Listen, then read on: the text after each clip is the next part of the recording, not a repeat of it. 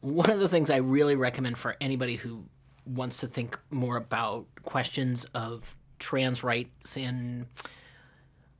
a contemporary landscape, and a contemporary landscape that really is actively redistributing life chances. And what I mean by that is a kind of politics that is actively draining the kinds of social support networks that people rely on, not just in terms of gender and gender variance, but the sort of increasing defunding of things like availability of healthcare, of basic life necessities, of things like education and housing and access to adequate food. That these are things that are unequal distribution of life chances, and those things are intimately connected both to the long-term histories that I've talked about, but also to debates over whether things like whether pride should be a sort of celebration of corporate power and marketing power and military might. And a really excellent resource to look into this is the work of Dean Spade. There's a book called Normal Life that is really excellent, and also sort of breaks down the way in which this is a kind of exercise of power that is constantly funneling the best life chances to the people who are the most wealthy and most fit a kind of understanding of what a normal life looks like, which is increasingly not just white and gender normative and wealthy, but is also connected to rapidly changing environmental conditions and things like that. So that's an excellent resource, and I recommend that everybody should go read it. One of the things that I think is really complicated is the conflation of pride as a parade or an event and a larger history of social and political movements for survival of a wide range of queer, trans,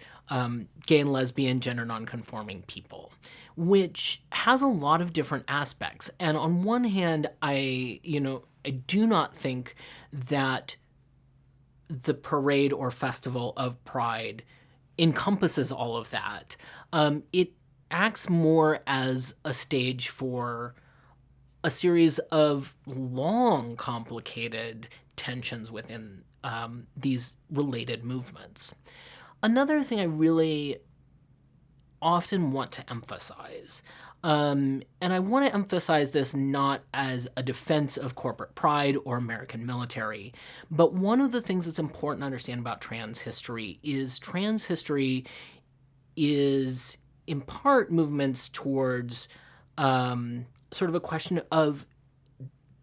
the questions of survival for trans people, and those modes of survival take place in a lot of different arenas. And a lot of those modes of survival include access to things like having a job. And one of the things that I really want to hold together with critiques of corporate capitalism and the American military is the fact that, number one, the American military is the largest employer in the world, to the best of my understanding. But it is, if it is not the biggest, the American military is one of the biggest employers of the world.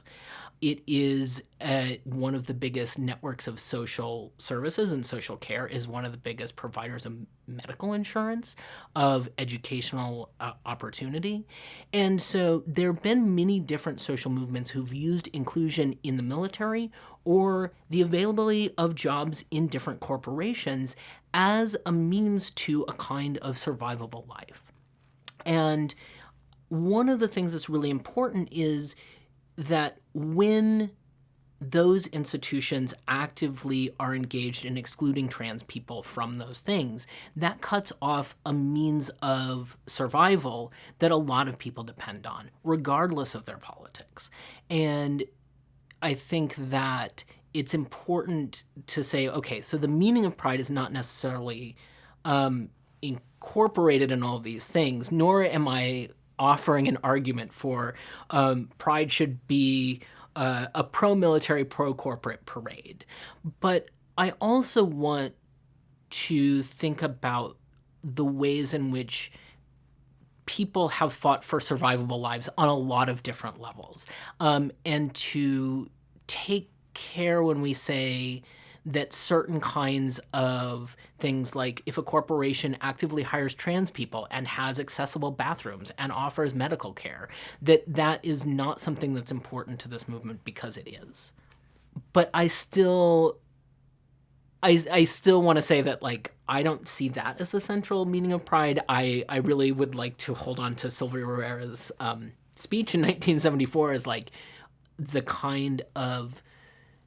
call to attention to the most vulnerable people in our communities as one of the things that should be, if you ask me what the biggest commitment for Pride should be, I think that should be